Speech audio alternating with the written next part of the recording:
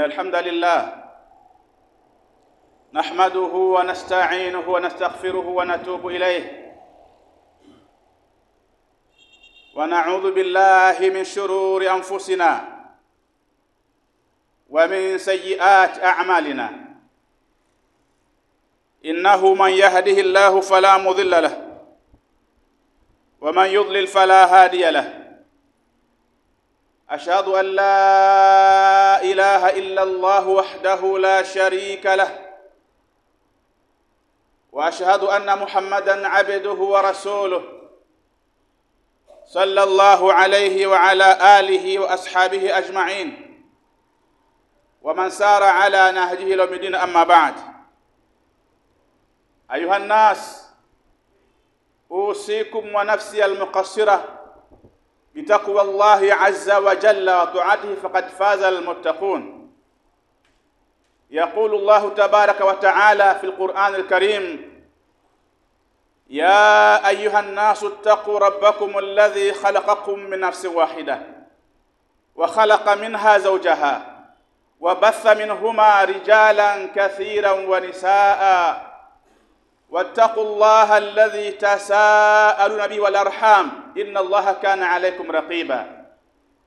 يا أيها الذين آمنوا اتقوا الله حق تقاته ولا تموتن إلا وأنتم مسلمون.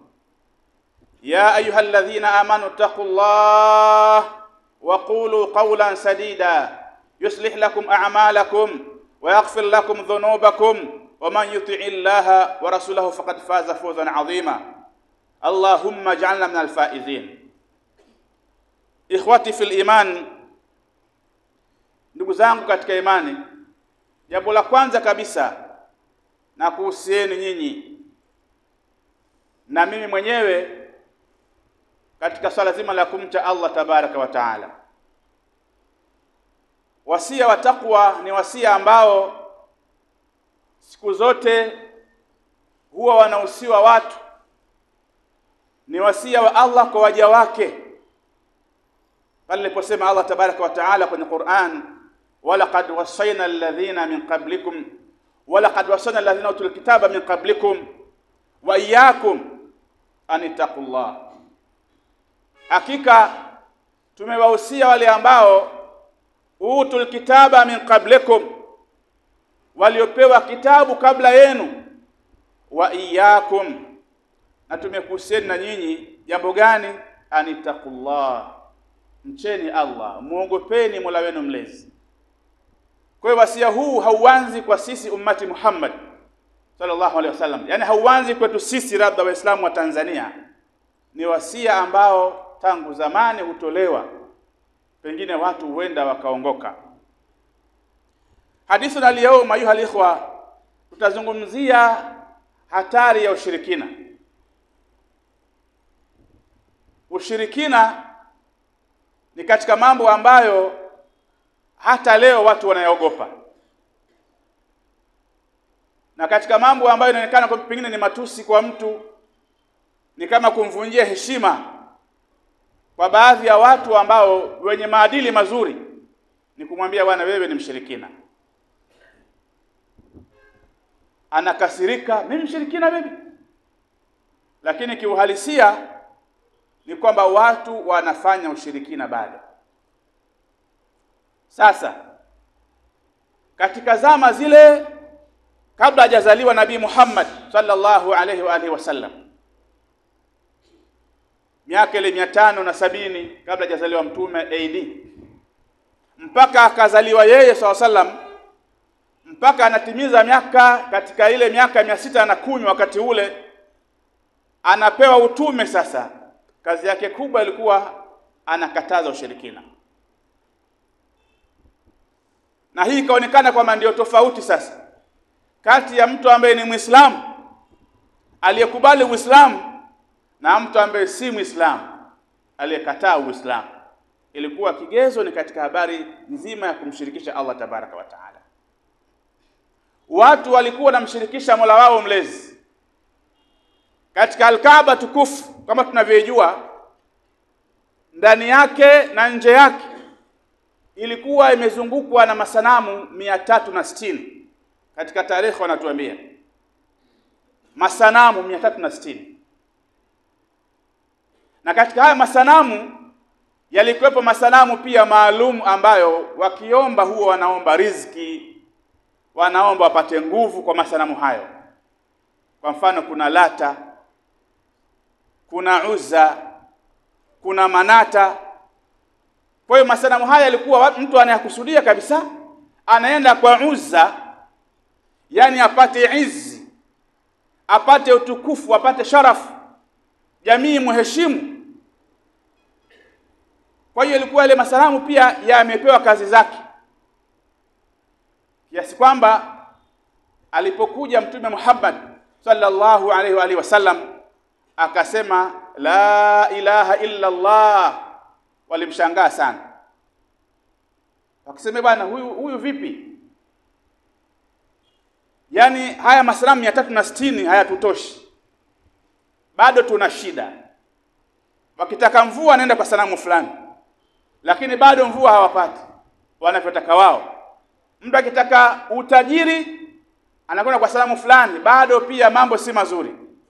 Sana kuja na sera za Mungu mmoja, la ilaha illa Allah. Wakamshangaa wale watu wa Makka mushrikun, huyu jamaa vipi?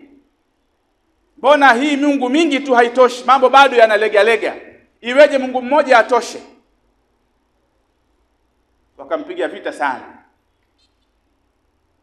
Lakini yeye katika Darul Arqam ibn Abil Arqam, ile nyumba ya kwanza ya da'wa, senta ya kwanza ya da'wa ambayo ile ilikuwa ni da'wa ya siri, alikuwa akiwashibisha Waislamu tauhidi, akiwashibisha Waislamu kwamba ushirikina ni jambo ambalo ni dhulma kubwa.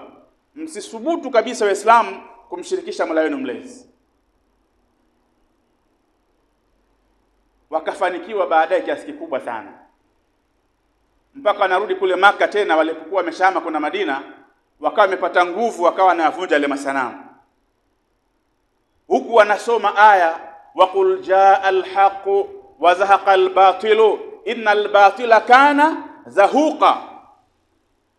Hakika sema Muhammad, sema waqul jaa alhaq, sema haki imekuja sasa, ukweli umefika.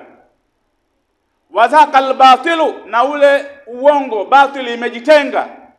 Innal batila kana zahuqa, hakika batili ikija haki basi inaondoka yenyewe batili. Masanamu yale yakavunjwa yote 360. Watu wakawa wamenyooka katika tauhidi. Wale walikuwa wakiabudu mizimu hawana mizimu tena, wamekuwa Waislamu wa kweli. Walikuwa wakiabudu masanamu hawaabudu tena masanamu, ni Waislamu wa kweli. Ikawa watu wameongoka katika swala zima la ushirikina, wameliacha kabisa. Sasa baadaye kadiri Waislamu walivyokuwa wakiingia katika Uislamu, mtu anaingia na itikadi zake na mila zake na kila kitu chake, akija anambia bwana ushirikina haufai. Sasa wengine wanakubali, wengine anakuwa nusu nusu, huku mila yuko nazo, huku Uislamu nao yuko nao. Ndio maana sahaba Umar radhiallahu anhu akawa anasema maneno yake mazuri sana kwamba yushiku an tanqadhi ura alislami urwatan urwa idha nasha fi alislami man la ya'rifu aljahiliya. Yani inakaribia kwamba vile vitu vya msingi vya Uislamu kuondoka kidogo kidogo, endapo watu watainukia katika dini hii, watu ambao hawajui ujahilia ni nini maana yake. Watu jahilia waliacha kuabudu mizimu, watu waliacha kuabudu masanamu, watu waliacha mila mbaya, desturi mbaya, watu wakaacha, wengine wakauawa, wengine wakafa, wengine wakateseka, lakini kasimamishwa tauhid. Sasa leo mtu anakuja katika Uislamu bado na ujahilia, mtu bwana anacheza ngoma. Kwani Waislamu wangapi humu bado mtu anacheza singeli? Waislamu wangapi? Waislamu wangapi wanacheza baikoko, hizi bongo flavor wangapi? Leo kila mtu anakuna. Kila mtu aseme yeye yuko single. Yani bado mtu ni Muislamu lakini bado ameingia ana mambo yake ya nyimbo na muziki. Mtu ni Muislamu lakini bado ana mfano ule wa Manata, ana mfano wa Lata, ana mfano wa Uzza. Wanaenda kwa mzee fulani bwana, wataka cheo. Mzee fulani yuko wapi? Sijui yuko Kihonda. Kama Uzza, kama Manata. Bado watu wanawaamini na watu wanawaabudu kwa namna hiyo. Ndugu zangu, katika madhambi makubwa kabisa ni dhambi ya kumshirikisha Allah. Nasema hivi ili kila mmoja katika biashara zake, katika mihangaiko yake, katika kazi zake achunge sana, asikubali kumshirikisha Mola wake mlezi. Achunge sana. Na kwa bahati juzi watu wamesherehekea duniani siku wanaita Mei Mosi,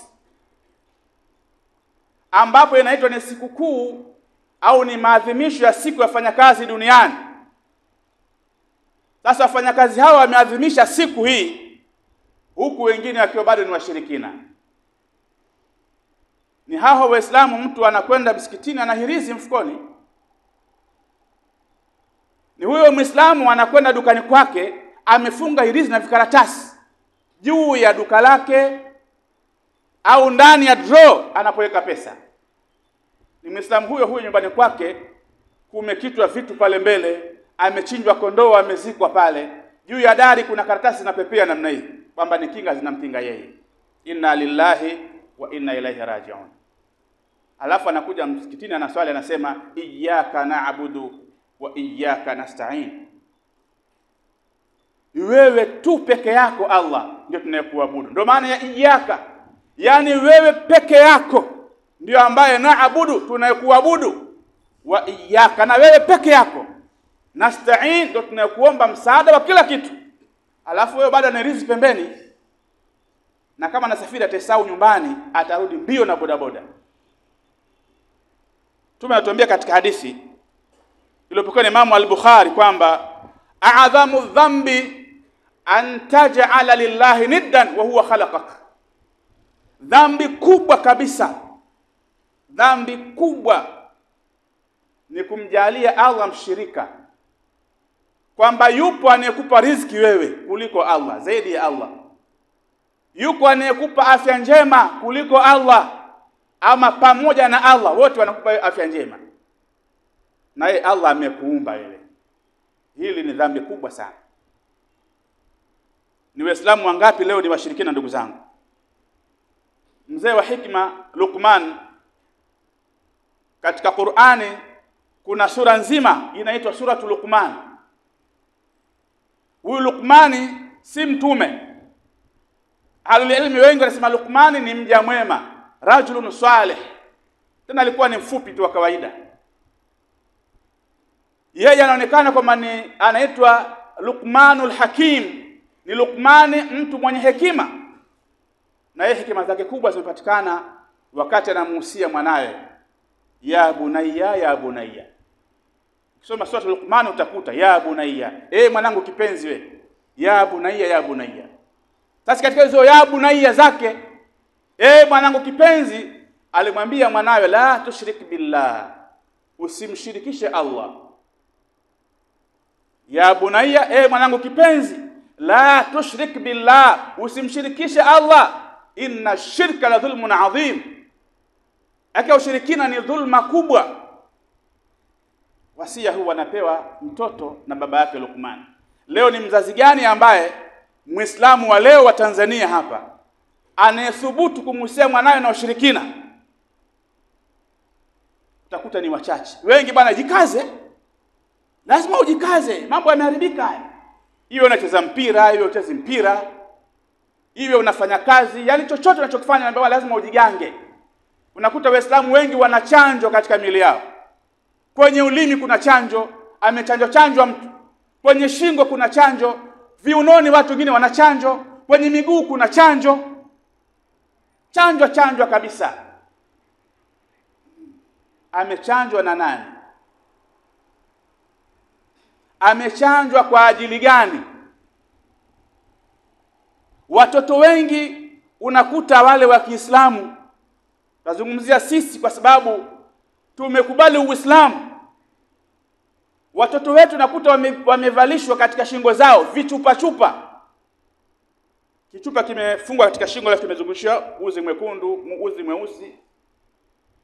Kwenye mikono watoto wetu wamefungwa yani kamba nyeusi nyeusi, nyingine zina mafundo fundo.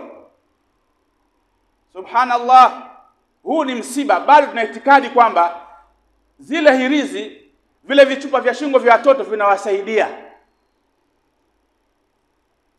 Wangapi kina mama wanapokuwa wajawazito wana mahirizi katika mabega yao? Ni kwamba wanaitakidi kwamba hizo hirizi zinawasaidia. Wakati Mtume anatuambia kwamba man allaqa tamimatan faqad ashrak, atakayefunga hirizi hakika amemshirikisha Allah tabaraka wa taala. Kwa ndugu zangu, kama wewe umeamua kuwa Muislamu, hebu amua hasa kumtegemea Mola wako mlezi na uache mambo ambayo ni ya kijahilia. Kwa sababu wewe ni Muislamu lakini bado una mambo ya kijahilia. Sababu jahilia ni mambo mengi ndani yake. Kuna uzinifu, kuna kukaa na kimada, yote yalikuwa katika zama za ujahilia. Sasa bado ni Muislamu una vimada, bado ni Muislamu ni mzinifu, bado ni Muislamu una mambo yako ambayo ni ajabu kabisa. Sasa Uislamu huu ni Uislamu gani? Ndio maana niliwahi kusema katika hutuba fulani ya mwezi huu kwamba kwenda motoni na peponi sio bahati mbaya, ni calculation tu. Fanya mahesabu. Fanya mahesabu yako kama wewe unafanya mema yapi na unafanya mabaya yapi. Alafu angalia ni yapi ambayo unachukua nafasi kubwa mno kwenye kuyafanya katika maisha yako. Je, ni mambo kwa ajili ya Mola wako mlezi au ni mambo kwa ajili yako ya dunia na nafsi yako? Unapata mahesabu tu. Mbona wachambuzi wa mpira wamekuwa ni wengi sana, wanachambua mipira. Simba hii finali, Simba anachukua. Unajua pale kuna nani si yule nani yule akifanya hivi akishuka kwa huku yule, lazima tuwapige. Hii bana hii tunachukua hii. Anafanya mahesabu kabisa, anapanga timu yake, hapa fulani, hapa hawatoki bwana. Kuna vigezo umeviona wale wachezaji. Kuna maandalizi umeona kwa wale wachezaji kwamba wakiwekwa hao na kwa maandalizi hayo wanatoboa, na kinyume chake. Sasa katika kuingia pepo na moto, hebu wewe mwenyewe jipangie, jifanyie uchambuzi mwenyewe. Sababu kuna mambo ambayo wengine hawezi kuyaona, wayaona wewe mwenyewe. Hawayajui, unajua wewe mwenyewe. Hebu kaa, panga mahesabu kwamba mema na mabaya, halafu yapi ambayo kwako wewe uliyofanya kwa wingi, halafu sema kwa haya mimi naenda peponi au naenda motoni. It is just calculation. You calculate, then you get the answer. Where are you going? To paradise au to hellfire? Utakwenda sehemu moja wapo tu. Hiyo haina mjadala. Kwa hiyo usikae ukabahatisha kwa mimi nitaenda peponi tu kwa sababu ni Muislamu, hamna shida. Hapana. Waislamu na ambao si Waislamu pia wote wanaweza kwenda motoni. Kwa sababu gani? Mafundisho haya. Watu wengi bado wana tabia ya ujahilia. Ndugu zangu, tumuombe Allah katika watu ambao wenye kusikia maneno wakafuata yaliyokuwa mazuri. Aqulu ma tasma'un wa astaghfirullah li wa lakum innahu ghafurur rahim wa huwal barru al-karim. Alhamdulillah. Wassalatu wassalam ala rasulillah Muhammad ibn Abdullah wa ala alihi wa ashabihi wa man wala, amma ba'd. Ahibati fillah, ndugu zangu katika imani, tunaangalia kwamba ushirikina ni dhulma kubwa. Tumezuia dhulma za mtu kudhulumiwa mali, amedhulumiwa kiwanja, amedhulumu bwana wewe. Lakini unapokwenda kufanya ushirikina, ima kufanya au kufanyiwa ushirikina, wewe pia umefanya dhulma kubwa. Kwa mfano, kuna watu wanakwenda kwa watu wanaitwa waganga kuangalia ramli au kutazamia. Mtume anasema katika hadithi hii kwamba man ata arrafan au kahinan fasaddaqahu bima yaqul faqad kafara bima unzila ala Muhammad sallallahu alaihi wasallam. atakayekwenda kwa mpiga ramli, man ata arrafan. Arraf ni mtu mpiga ramli.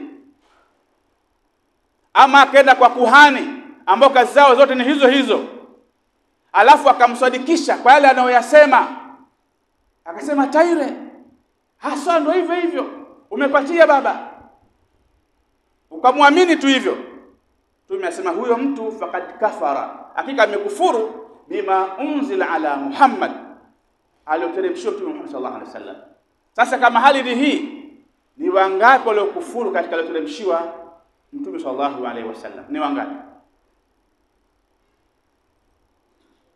Kwa sichukulie tu kwamba mimi kwa sababu ni Muislamu basi Allah atasamehe, mpaka ufanye toba. Tunaamini kwamba wanadamu wanakosea,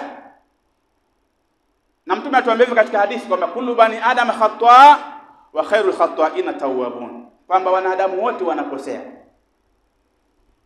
lakini mbora ya wale wanaokosea ni wale wanaotubia karudi kwake kwa Mola wao mlezi, na hapo ni kuamua kama sasa unaacha kabisa hayo mambo. Hiyo ndiyo toba ya kweli. Allah ametuhimiza tutubie toba ambayo inaitwa taubatan nasuha. Tubu ila Allah taubatan nasuha, ni toba ambayo hutofanya tena yale mambo ya zamani. Kwa hiyo kama mtu alikuwa, ndugu zangu, ni mshirikina katika biashara zake, aache mara moja. Umeingia kwenye ndoa yako kwa ushirikina, acha mara moja, kwa sababu kwa mujibu wa Qur'an na Sunna, anayefanya mambo kama haya anaishi maisha ya dhiki. Wale ambao wamepata pesa kwa sababu ya mali, kwa sababu ya ushirikina, wanateseka. Tunaona ushirikina madhara yake, watu wanaua mpaka watoto wadogo, maalbino. Kesi nafikiri mwaka huo, mwaka jana, imeonekana kwamba mzazi yani baba huyo mtoto amemuuza mwanawe kwa kushirikiana na mtu mwingine, wakamuuza mtoto albino, mtoto akauawa kwa ajili ya watu wapate mali. Inna lillahi wa inna ilaihi raji'un. Ni wangapi watu wamechinja makondoo, wamechinja mbuzi kwa ajili ya watu wafanikiwe wapate mali? Ni wangapi? Yote ya ndugu zangu ni haramu katika dini ya ushirikina. Kwa hiyo takiwa mtu aache haya mambo. Haijuzu kumchinjia shetani, wala kuchinja kwa ajili si upate mali, si upate vitu gani. Chinja kwa ajili ya Allah. Yale mambo au Uislamu nakubali uchinje kwa hayo. Fungu tatu unakuja huu, andaa kondoo wako, andaa mbuzi wako, andaa ng'ombe wako, uje uchinje. Umejiwa na mgeni, tafuta mbuzi, tafuta nini, chinja. Una hamu ya chakula, una hamu ya nyama ya mbuzi, tafuta mbuzi, chinja. Lakini unaambia bwana, hapa ili wewe upate mali hapa, basi lazima hapa tuchinje hapa. Ili nyumba yako asiingie mtu hapa, lazima hapa tuchinje hapa. Ile chinja na chinjwa li ghairillah, si kwa lengo la Allah, ni kwa lengo la unatafuta nguvu nyingine ambazo ni za ziada, ima shetani ama vitu vingine. Ndugu zangu, haya yote ni makosa katika dini. Kwa hiyo basi, cha kufanya kwa wale wote ambao wameshakuwa katika habari ya ushirikina, jambo la kwanza la kufanya, kwanza wamtakasie Allah nia, al-ikhlasu lillah. Kwa nini ikhlas? Kwa sababu ule ushirikina ni kinyume cha ikhlas. Ulikuwa mwanzo unachinja si kwa ajili ya Allah, ni kwa ajili ya tambiko, kila mwaka unachinja. Sasa acha mambo hayo, weka ikhlas, chinja kwa ajili ya Allah. Fasalli li rabbika wanhar, fasalli li rabbika wanhar, yani wanhar li rabbika, chinja kwa ajili ya Mola, swali kwa ajili ya Mola wako na chinja kwa ajili ya Mola wako. Sasa mbona watu wamechinja bado watu wana hali mbaya kimaisha?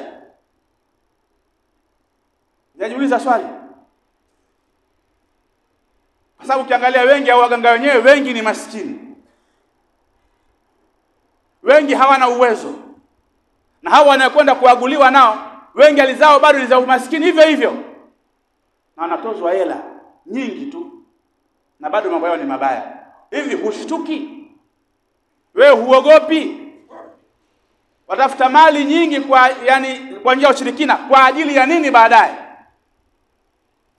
Kwa ajili ya nini? Umepata mali, afya mbovu. Afya mbovu, mali umepata, afya yako mbovu.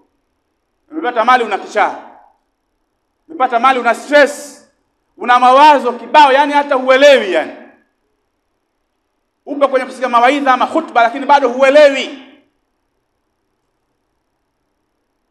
Sasa yote ya ndugu zangu, kwanza takasa nia, al-ikhlasu lillah. Kwa sababu unapotubia unajiondoa katika yale mambo. Kwa mfano, umeamua kujitakasa kwa ajili ya Allah. Na una hirizi nyumbani ipo pale. Ukifika jambo la kwanza, kabla imani yako haijashuka, toa ile hirizi.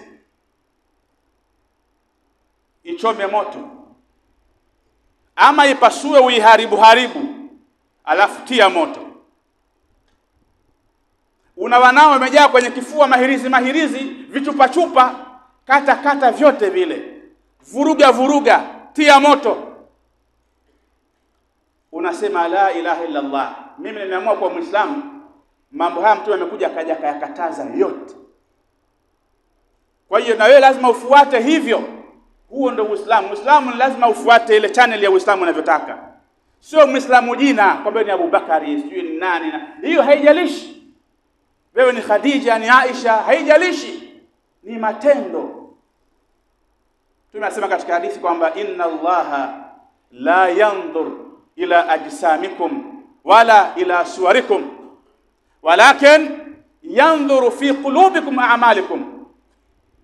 Allah haangalii kwamba una mwili kiasi gani ama una sura ya kupendeza labda nzuri kiasi gani. Allah haangalii huko. Allah anaangalia katika nyoyo zenu. Manake nia, mambo mazuri yote yanakuwa katika moyo. Alafu na matendo yenu yako vipi? Mfanya tendo jema, je, nia yako ikoje? Lazima nia yako iwe ni njema, alafu na kitendo chako pia kiwe ni chema. Sio nia ni njema, matendo mabaya. Haiwezekani. Labda nafanya kazi benki. Wasawa mimi leo nataka niibe pesa hapa, nikajenge kituo cha mayatima huko. Nataka niibe pesa hapa, nikasaidie wanyonge wana watu wanakufa huko. Kwa hiyo unaiba na kwenda kusaidia watu wengine. Hapana. Kwa sababu njia uliyotumia ni mbaya. Al-ghaya la tubarriru al-wasila. Yale makusudio unayokusudia yale mazuri hayafanyi njia ikawa ni halali. Kama njia yako wewe, kama makusudio yako ni jambo jema, njia pia iwe ni njema. Kwa hiyo basi tutakaseni nia. Tuwe na ikhlasi ya kweli.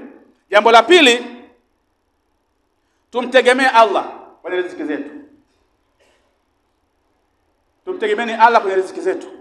Wale washirikina wakati wa Maka, Mtume wakati yuko Maka, walikuwa wakiabudu masanamu ili wapate pesa, wapate riziki. Zikaja aya, wa fi samai rizqukum wa ma tu'adun.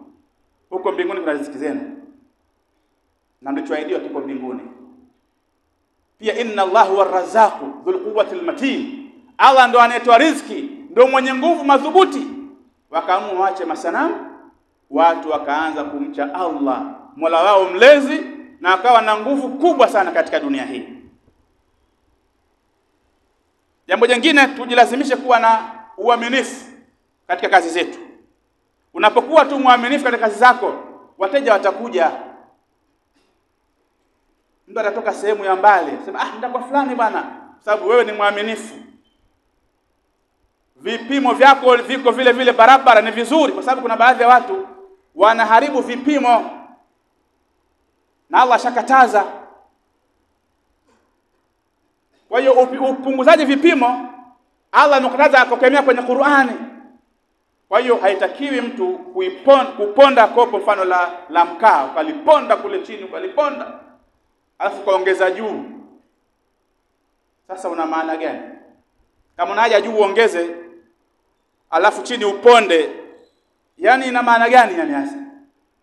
Umechukua mkebe ule umeubonda huko juu, alafu umejaza mkaa, alafu juu umeongeza mpaka mkaa uko kwa juu zaidi. Sasa kwani kule chini umebonda Kama si ghushi, kama si utapeli, Wewe panga mkao wako, bwana, mkao wangu ni huu, hapa utanunua kwa 1000, hapa kwa 2000. Yaani vitu vile viko wazi kabisa. Tegemea kwamba Allah atakupa riziki yeye. Mtume siku moja alipita katika soko.